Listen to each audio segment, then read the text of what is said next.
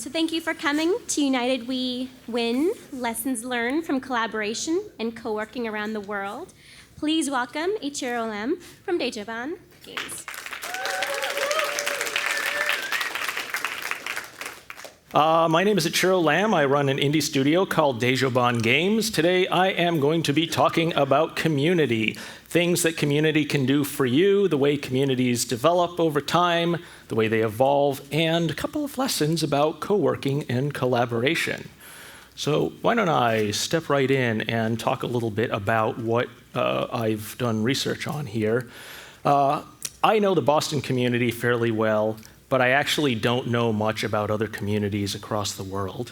So as preparation for this talk, what I did was I talked to about 20 community leaders and prominent members of communities around the world. And I talked to people in about 12 different locations. On the West Coast, we have Vancouver, Victoria, San Fran. I don't think I got anybody from Seattle. On the East Coast, we have Montreal, Boston. We got some Philly love. Where's Tim? And then in the middle of all of this is a wonderful community in Austin. I also hopped the pond and talked to a couple of people from London and Utrecht. And of course, there's always the internet, which I don't know where it lives, but it lives somewhere here. The takeaways, I guess, are fourfold. I wanted to get sort of an idea for who is in the audience. So can you give me a show of hands of who's an indie developer? Okay, that's like 99% of the audience. Any community leaders? Okay, that's actually a good percentage of the audience. Anybody not in a community? Good. Like if you're like sitting on an island by yourself, that would be you. All right, so this talk is for you. And then publishers, platform holders, hardware folks, people who might benefit from working with these communities. So the takeaways that I want to give are fourfold. People who are not involved in communities, and maybe I'll talk a little bit less about that since there are only 3 of you, and I'm going to set all 3 of you up with friends by the end of this. I'd like to tell you guys what's out there, how to form a group if you want one, how to find one. Community members who are part of, for example, the Boston community might hear about how wonderful Juegos Rancheros is in their artistic focus in games and want to go visit Austin for a week. And similarly, somebody from Seattle who is interested in Boston's entrepreneurial bent might be interested in visiting us for a week. Community leaders, people who start communities or have started communities, prominent members, are actually really knowledgeable about the communities that they serve and have formed, but kind of know jack all about other communities in the world. And this is a broad, sweeping generalization. And if that's not true of you, please don't take that personally.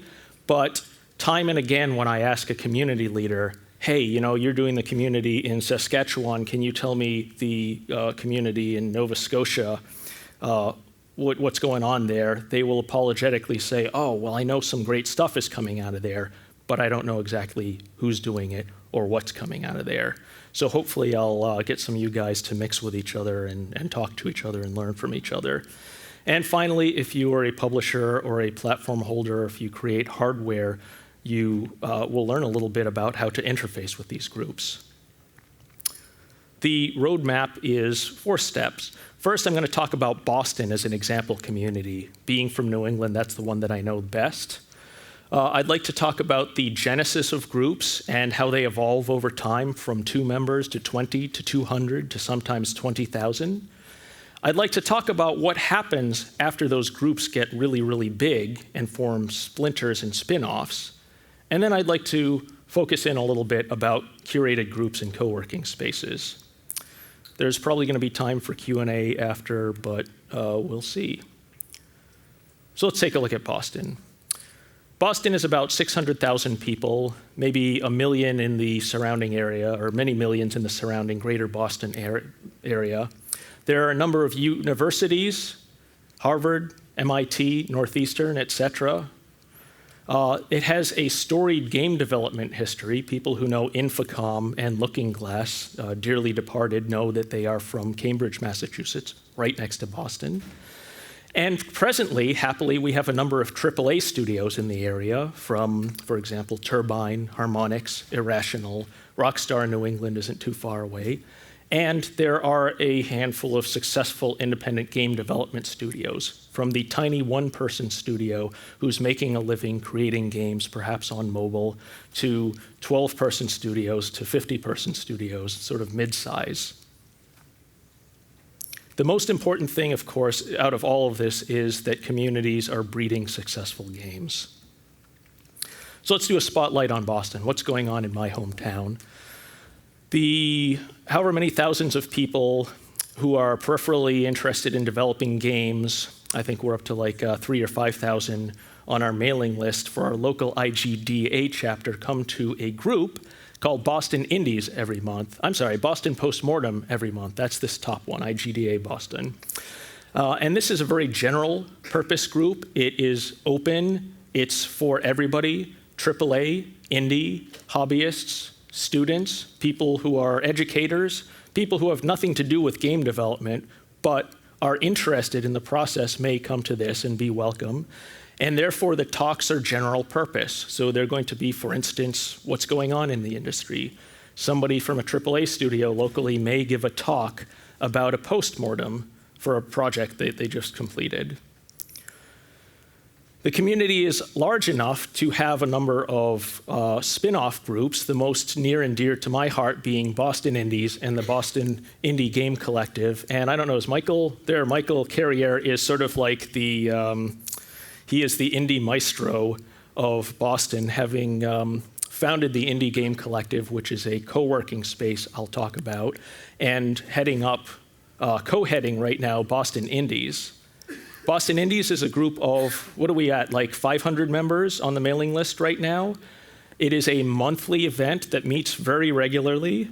I think, in fact, we have met every single month since its inception, except for that 1 month where my city was bombed, and we figured it was like a good week, maybe not to do it. That consistency, of course, is key. And the organization will include events like demo nights or talks about Steam Pipe, or, for example, postmortems similar to the IGDA group, but maybe specific to us indie development studios. The Indie Game Collective is about 12 to 15 people right now, and those are all full-time game developers living under one roof. And Boston is large enough to include a number of special interest groups. Boston Unity Group, which is co-founded, co-led by Elliot Mitchell, who is sitting in row number 2. That tackles issues with Unity 3D, surprisingly enough. The MIT Games Circle, being MIT focused, is an entrepreneurship program. It is out of their, what is it called? Their, it's blanking on that. Enterprise Forum, thank you, sir. Women in Games, Boston deals with sexism and the growing gender diversity in our industry. And there are certain things like Game Over, which are weekly public-facing events. So what happens in Game Over is in Harvard Square, if you're familiar with the area, and I'm feeling all the pops and cracks of my talking. It's kind of grossing me out, so I'm sorry about that. But Game Over is a group where you'll see a bunch of Nintendos and a bunch of Dreamcasts and so forth in a bar, and the general public will come in and play all of these games, and they'll play a bunch of board games, and they'll get together and have a lot of fun. In fact, I think we should bring a Steam box to that and see what people have to say about that. But all of these and more, they're academic groups. There's something you might have heard of called PAX East, which happens every year, and that's right in Boston. And there are other groups as well. So that's just one city. That's one city that's sort of a small city. It's like, I think, the 21st largest in the United States. So imagine what else is out there. We have Juegos Rancheros in Austin. We have Level Up out of Victoria. We have the Mount Royal Game Society in Montreal. We have Full Indie in Vancouver. Philly has the Dev Night. Toronto has the Hand-Eye Society. Seattle, London, Utrecht, Tokyo, and of course, the internet has a bunch of groups for themselves. And I would actually like to try an experiment. I feel like every speaker has one of these available to them in their speaker lifetime. What I would like you to do is take a look, maybe not to your left and to the right because you know everybody, but look behind you, look in front of you. I'd like you to briefly introduce yourself to somebody and to tell them who you are, what company you come from, and I want you to tell them what community you're part of. Rami, nice to meet you. All right, ladies and gentlemen, I timed it, and there were lots of laughs because I know you're sitting with your colleagues and your friends, but it took you 56.27 seconds to form a community. And hopefully you know a bunch of other people. Yes, please applaud yourselves. A new community forming. And when you see these other people in the hallway, smile and wink, and if you can be a little saucy about it, please do that as well. My point to this is that devs are gregarious, right? People love to talk to each other, although there's sort of a barrier between them. Communities, geographically based communities, tend to break these down. There are a bazillion of these. Right? I mean, here we had, oops, no, not that one. But like, I mean, look at all these. These are just some of the ones that I talked to. I just love this slide. Imagine how many there are in the world. So let me talk about how they begin, how they don't begin, and a couple of lessons we learned from there. So part 2 of the talk. In the beginning, a solo developer's train of thought starts, I really love making games. Holy crap, I'm going insane, doing it myself. Wouldn't it be nice to be able to do it with somebody else? So the genesis of a group is oftentimes very casual. It starts in a cafe or a bar, in part because people like to drink and space is cheap or free. Sometimes this community that stems from these is hard won. So Andy Moore, who founded Level Up in Victoria, did so because he went to groups like GDC and whatever else was happening at a particular given time, and he would talk to other developers, and he would ask them, hey, where are you from? And they would respond, well, you wouldn't know the place. It's something called Victoria. And he's like, I'm from Victoria. Why don't we get all together? And so when he got back from GDC, he emailed everybody, and he and his friend went to a bar, and they sat there and they waited, and nobody else came. But he was persistent. So he went the second week, and he and his friend had a bunch of drinks, and they waited, and nobody came. They went the third week, and then they went the fourth week, and it was just them, and it was looking bleak. But the fifth week, a third person came, and then a fifth person, and then a 10th person, and then a 50th person, and eventually he had a community around him, a group that met regularly for the purpose of discussing indie game development. Now, the flip side is that sometimes people form a catalyst for a group's formation. Full Indie Vancouver, Jake Burkett and Alex Vostrov started a group thinking, well, if we go meet in a bar, maybe we could get 5 people, maybe 6 if we're really, really lucky. Well, they go to the bar, and 50 people show up, and boom, that was a group of developers in his community that was just waiting for something to happen. Now, what's really important, lesson number 1 about all of this, is that you got to remember to start a community. We'll go back to Andy's example, or an example of Andy. I think he went across all of Canada from town to town and talked about game development. And he came to this village of 400 people, and there was a game developer there, one game developer that said, God, I really, really wish there was a group around me. And sure enough, with work and persistence, this guy got 4 game developers to show up at an event, which doesn't sound like a lot, but in a community, a village of 400 people, that's like 1% of the entire city is game developers. So you got to start somewhere. And consistency is key once you've already started. I think an example that was given to me while I was talking to people was Brazil, where there are lots of individual game developers, indie game developers, just sort of waiting, right? And I think it's only relatively recently that something has sparked, because only recently has that been that really consistent event that happens from week to week or month to month. So you schedule an event in advance, and you say, okay, I'm going to go, and we're all going to meet at a bar, and we're going to talk about a postmortem for Half-Life 2 or Portal 1 or whatever you're talking about if you're Valve. And you got to do that every month or every week or however often that you want to do that. Because if you don't do that, developers start getting confused and they fall apart. And I see a lot of nods from the Brazil crowd. Is that correct? Are you starting to see that a little more? Yeah, I think we're gaining consistency. Yeah. Just very recently. Yep. Yeah. There you go. I am not lying to you here. You can believe everything that I say. Eventually, a group crawls to double digits. So you have a community of 20 or 40 or 80 people. These are generally going to be focused on game development process. So if there are maybe 50 game developers in an area, and you have a meetup which brings 30 people every week or every month, most of those are probably going to be game developers, right? Boston Indies, our own group, circa 2011, was a few dozen people, and most of them were independent game developers. Some of them were hobbyists or people just peripherally interested in games, but by and large, it was the people who would bring their works in progress for you to rag on and to rip apart and bring together again.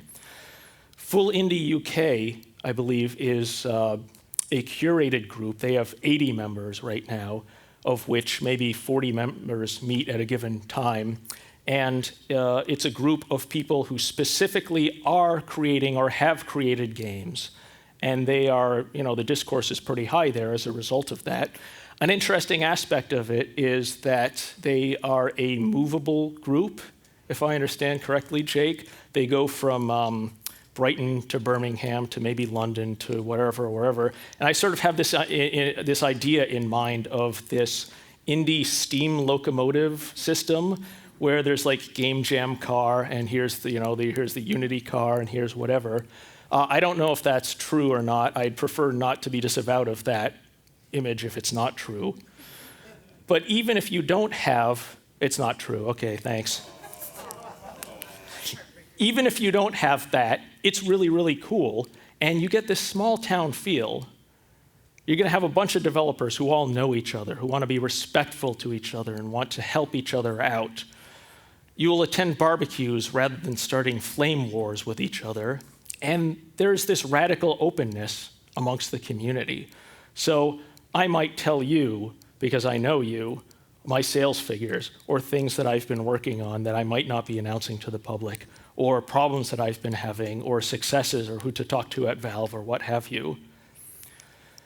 And the more this happens, the greater your community will evolve into, assuming that it's an open one. And eventually you get to hundreds and thousands or tens of thousands or however many. Rami is from the internet and therefore is familiar with communities of tens of thousands. The more open a group is, the more general an audience is going to be. I mean, there are only so many game developers, but there are many, many people who might want to be game developers or are just interested in educating future game developers. That means that the larger that your group grows, the smaller a percentage, perhaps, if it's open, of game developers you're going to have, people who make a living off of game development. So instead of having 30 full-time game developers, you now have 30 full-time game developers, 20 educators, 20 more students, and 10 hobbyists, and maybe a press member or somebody random. This is really great for everybody. You got new voices, people giving you new information, new ideas. Things are caught out of the news and brought up in a particular meeting. You have many, many people testing. So instead of those 20 game developers or however many, you have those game developers plus all of the fans, plus all of the educators saying, oh, you're doing this right, you're not doing that right. You got a lot of opinions going on, and by and large, when you get to this group size, you have a lot of cheerleaders, which is great, because you got people saying, my God, I really love the prototype that you brought in last week, maybe there's some things that you can improve about it, but I'm really gunning for you. And that's a refreshing change from like back to the internet, where there's sort of unmitigated hate and flame. And if you've, like on Steam Greenlight, why would you even do this game? I hate you.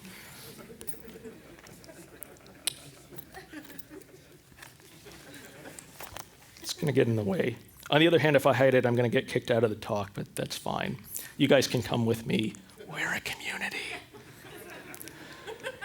There are a number of downsides of this, though, to the serious, they call themselves, game developers. This is a completely new group of people, and cliques tend to form. So, oh my God, don't talk to Rami.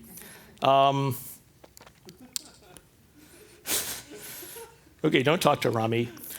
Seriously, we get groups of people who might say, don't talk to Rami, he is too successful, he won't want to talk to you. He doesn't have the same problems that I do. We're just hobby game developers. He's making bazillions. Don't talk to him. We have things like waiting lists, and I wonder, okay, once a community gets past a certain size, you have a bunch of people left out of it. And for those core game developers who are doing it day in, day out as their full-time 80-hour-a-week job, the signal-to-noise ratio may go down. Discourse is going to become general. So instead of talking about, say, Unity rendering pipeline in Unity 4.4.6 beta 6, you're going to be talking about what's coming in the next year in the Boston scene, or a post-mortem of a game in the Philly scene. And that's okay, that's really important. But you kind of miss out on some of the more specific stuff that's important to you in day-to-day. There is a shift from being the group to being mentors of the group. So for example, in New England, there's a group called Mass Digi, which brings a bunch of mentors together, and those mentors who have been in the industry for a number of years get together with small student teams or small hobbyist teams, and they listen to game ideas, and they tear them apart, and they put them back together, and when everybody's done crying, they have a better idea of how to make a saleable game. These communities are also really good for their members. They shift in that members can start cross-promoting for each other. So for example, there's a game called Cat Lateral Damage. Has anybody heard of it? Yeah, okay. Basically, a member of the Boston community thought, well, I own a cat, and the cat knocks everything off of everything I own. Why don't I make a game out of this? So you go and you jump up onto tables and you hit the right mouse button, the left mouse button, and everything gets knocked to the floor and you get points, great. Well, the community loves this. They're gonna cross-promote that. They're gonna tweet about it, they're gonna talk about it to local press, they're gonna talk about it on Facebook. And so cross-promotion is a really great thing. So this shift happens. There are some good things, there are some bad things, but I think by and large, when we start getting general again, we start seeing a shift. We start seeing spin-offs. So what seems really healthy, I think, and this is just gauging from talking to people around the world, is single and double-digit groups seem to gain that hometown feel again, right? And again, you can splinter off into social issues groups, or you can do something like the Boston Unities group and talk about tech. Very popular are groups that are business focused. So, if you are sitting there and you are trying to get into the IGF, well, who do you want to talk to is other IGF winners. Secret societies, which I will not talk about because I'm pretty sure I'd be killed. But everybody here is part of one or more secret societies. It's an open secret. You're not part of the same secret societies. I just saw Zoe, you just did sort of like a thing there. That was a secret handshake. That's gonna be on YouTube now. But I think the more open version of this is the curated group. So as I mentioned, if you have similar objectives in business or art, you're going to want to find people who are like you. If your objective for 2014 is to make $5 million and win every single award in the IGF, you are going to want to meet people who have made their living in games. You're going to want to meet people who have won the IGF. And it doesn't have to just be about business. If you're artistically inclined, you are going to want to meet people who are really serious about games as art. A really, really micro example, I like to talk to this gentleman here, Dean Tate, who is a former Harmonix lead designer for many of the games you and I both know and love. This is really useful to us because we meet on a very regular basis, and we talk about things. I talk about business and being an indie. He talks about design and how to make games good. I talk to him about not going out of business, and he talks to me about making games where the design doesn't suck. And that's really useful. It's a very, very small, very focused thing. As I mentioned before, Full Indie UK is another example. 80 members, all of them, correct me if I'm wrong, working on a game, have worked on a game, accomplished people, very serious about their craft. And therefore, they're going to have the same problems. They're going to have connections to other people that make sense for other members. How am I doing on time? We got lots of time. It's 27 past. We can take a smoke break if you want. I think recently in vogue have become co-working spaces among game development communities. So you have things like the Philly Game Forge or, say, the Boston Indies community, Boston Indie Game Collective. I started independent games at Dejobaan in 1999, back before I think the internet existed. And I had pretty much been working out of one home office or another until 2012. So I had been developing games, releasing games, making money on games, and I'd been working with teams, but every single day I would get out of bed, sometimes I would put pants on, and I would go to my computer and I would work there. It was in, I think, late 2012 that Michael Carrier put together the Indie Game Collective. That is 12 indies under one roof in Kendall Square. The group was curated, so full-time, accomplished, diverse people. So people whom Michael said had something to lose if they failed at video game development. If I fail at video game development, I can't pay my mortgage, and therefore I'm going to be kicked out of Boston. I'm going to have to live in a box in the internet somewhere. Accomplished people, people who have, for example, won critical or commercial acclaim, IGF nominees, honorable mentions, winners, and so forth and so on. People of diverse skills, people who are like Dave, who's a musician, he plays the banjo, or Trevor, who used to work from AAA. And the benefits of this are multifold. I would say that the first thing that I hear when I talk about working from home from anybody is, oh my God, I could not imagine doing that, because I would spend my entire time watching TV or washing the cat or watching the cat wash TV or whatever permutation of that exists. Working in a co-working space, as you might imagine, provides a little bit of a focus, so you probably can't surf Facebook or Pornhub all day if you're at an office. You probably can't do laundry all afternoon if you work in an office. Something is going to bring you back to work. There are a number of shared resources, small no-brainer things like printers, right? You have an office printer, you can have the best printer in the world, and you share that cost among 50 billion people, and the per person cost is going to be a cent. I exaggerate. And then you could do things like building a VO booth, right? This is in part why being part of a game development co-working space is useful, because if you are working with an accountant and maybe software as a service and maybe a third person that makes widgets, they're not going to be interested in creating a VO booth. But if you are working with other game developers, you're going to want to build one. There's also a lot of cross-pollination that happens at this level. So you are sitting next to people who day after day are trying to solve almost exactly the same problems as you are, right? At a large company, you might be in a group of people working on graphics, or you might be in a group of people working on marketing or whatever.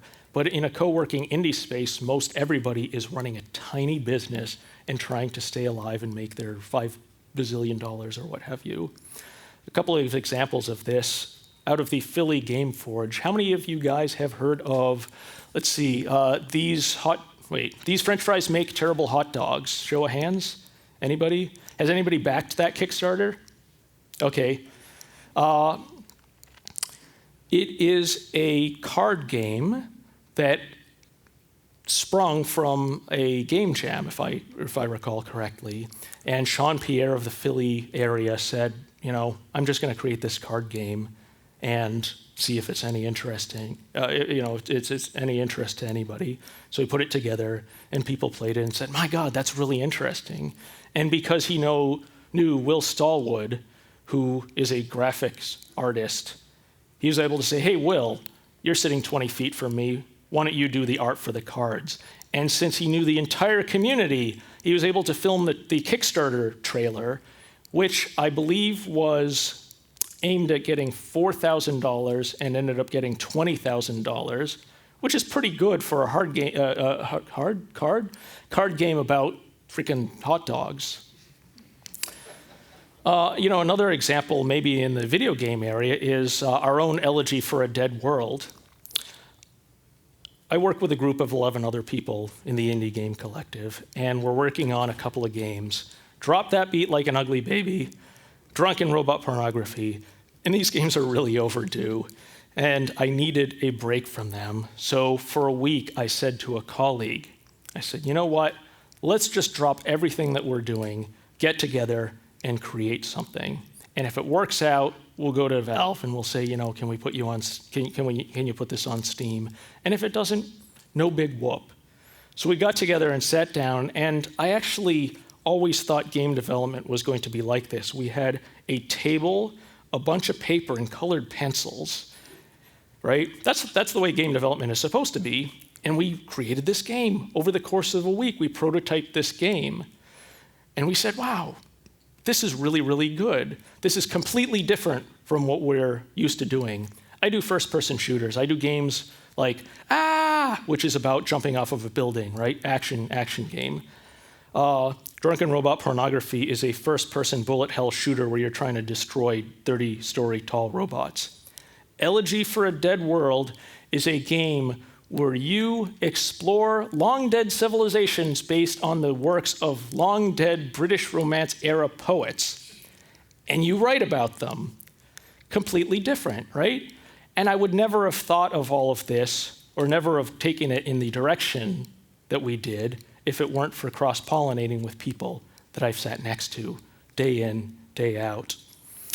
And let me give a more general example to cap this off, if I can convince any of you guys to work at co-working spaces. When we work at the Indie Game Collective, we see half a dozen launches in a year. We see IGF honorable mentions and hopefully, nominations and wins. We see hundreds of press releases going out. We see dozens of articles. We see the game development process from beginning to middle to end and post-launch. Hello, Keith. You're late. And we see that many, many times over. Think about it back here, and I think I have a laser pointer, which doesn't show anything because it's there, right? First line, from 1999 to 2012, every year, on average, I would see one launch, and I would have to figure it out myself or talk to somebody on the internet. So I think co-working spaces are pretty neat. And if anybody here is at all interested in working at a co-working space or starting a co-working space, I would actually not ask some random person. Talk to somebody who had started one, Michael Carrier, the guy in the plaid shirt. He's got this fantastic beard on him. Congratulations, sir. Typically, I think in the Boston area, and maybe outside the Boston area on the low end, inside the Boston area on the high end, we're going to see something like $100 for part-time, moving desk to $500 or $600 for a permanent desk per month. Has anybody here started a space aside from Michael? Yeah, we have one in Bristol called Bristol Games Hub. We're up to about 30, 35 developers now. Look at that gentleman. See, notice this gentleman and talk to him at the end. Anybody else? Bristol Games Hub, yes? Glitch City, LA. All right, Glitch City, LA, perfect example, right? Indie Game Collective has 15 people. Philly Game Forge has 18 people. Talk to Will Stallwood of Cypher Prime. Dutch Game Garden, 43 people. JP over there is really rocking it. And there are a couple of corollary benefits to these. I find that it's actually much easier to interact with companies and large organizations as cohesive groups like this. So here's a picture of, I think we're talking to our counselor at large, Leland Chung, and this is a who's who of the Indie Game Collective at the time. Government entities know how to talk to groups. They don't know how to talk to individual indie developers. Valve is actually really good at reaching out to indies, but they're better at reaching out to groups. So for example, at PAX East last year, since we talked to Valve a great deal, when they came out, they were able to talk to us. They were able to meet with us, and we had lunch with them, and we talked about our problems and our hopes and what's happening with, Greenlight and, Steampipe and so forth and so on. Since I keep pestering Anna Sweet, also of Valve fame, with pictures of our lovely co-working space, which is that, she knew that we had a number of independent developers in the area, and when she and the Alienware folks and DJ Powers did their tour to talk about Steam machines, she said, "Oh, Ichiro, you're in Boston. Who else is at your co-working space and who else is around the area? Let's meet and let's present to you about this. Let's get you guys a Steam box." And that's something that can happen because we have this big cohesive group. One problem that I'm finding, however, is that, as I mentioned, all of these groups talk within themselves. So if I know something, you guys will know something. However, I think there's room for these communities to talk about themselves a little more. They should talk to other community leaders. They should talk to government, as they sometimes do. They should talk more to these companies like Valve and Intel and Microsoft, Sony, so that they have somebody to talk to in return. So if you have a community where a handful of games sort of substantiates that community, like, you have a bunch of talented people and some of them have a game that does well on a particular platform, well, that platform holder is probably going to want to talk to the entire group. And communities, as I may have mentioned, are actually, I don't want to be negative, but they're really bad at talking to each other about themselves. They're sort of more selfless rather than selfish about it. So I can go to a random community leader and say, "Tell me about this other community," and they might not know as much as they should. I think 10. Are you rating me? Because I look great, fabulous. 10 minutes. Okay, I got to get out of here in 10 minutes. We'll go and we'll all have a bite to eat. So really briefly, the way that we can do this, or one way that we can do this, is through what we call the quarterly touch. Dejobaan, I think, does this very well. Every quarter, or less if we happen to have a crunch period and we have to delay it, we put together a bullet point list, nice, glossy with graphics, about everything that my studio is doing, every really, really high point stuff.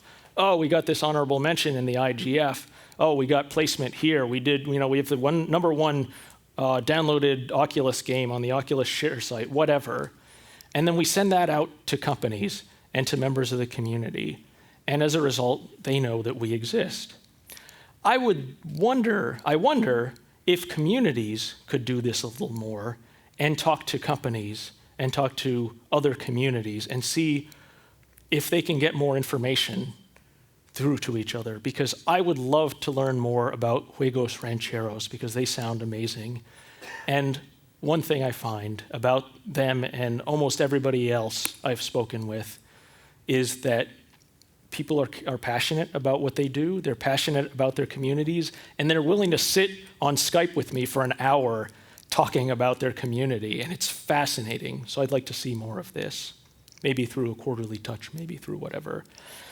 I'm going to ask you to grab me a microphone, and we'll take Kelly and Rami, not at the same time. What I wanted to do is this.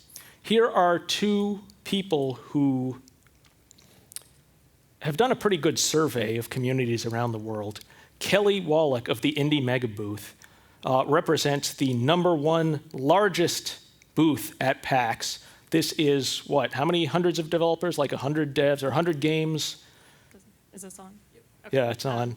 Yep. I think total we've worked with like 150 to 200 companies. Okay, so, and they're from outside, all over the world, right? Yeah. So what I would like you to do, actually, I'm going to interview, if you would come up here kindly, and spend 3 minutes telling me, since you've been touring the world, having fun, drinking, eating, leaving Boston, oh geez, tell me 3 things that you found interesting about communities around the world.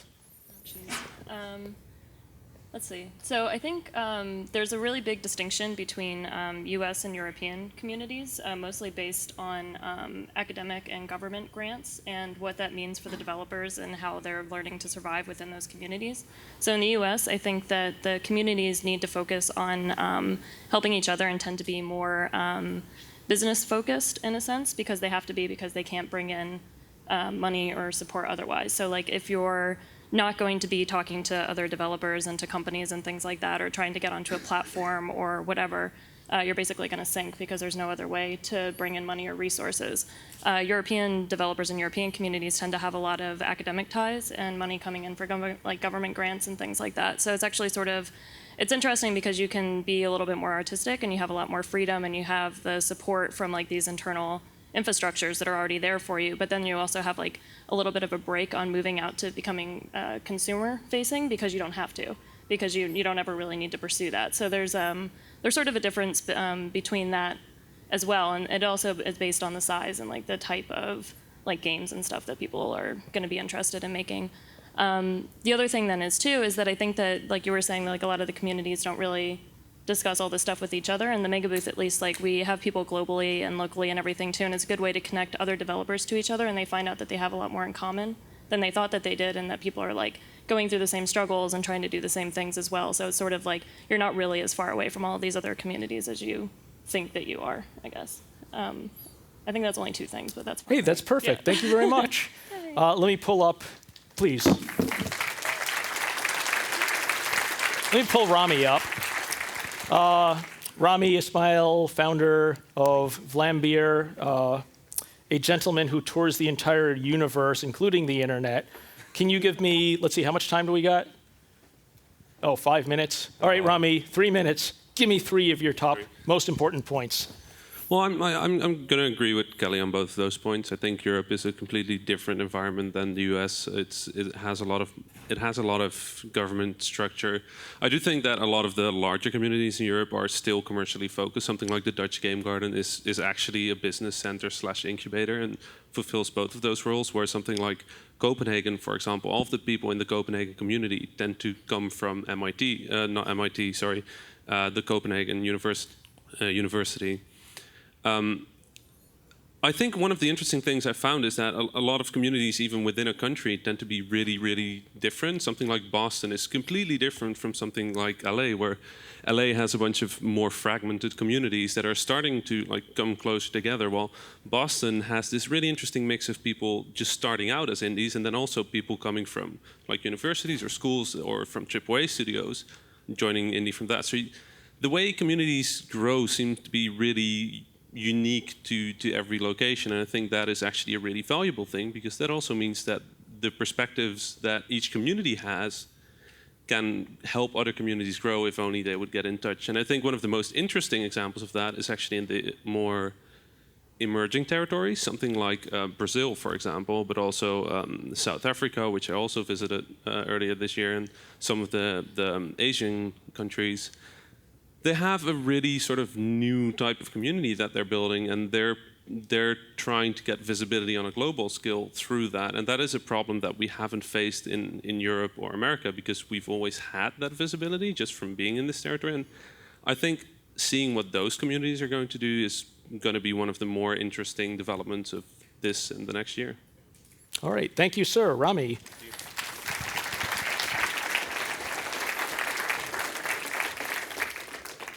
What happens if I speak into both of these?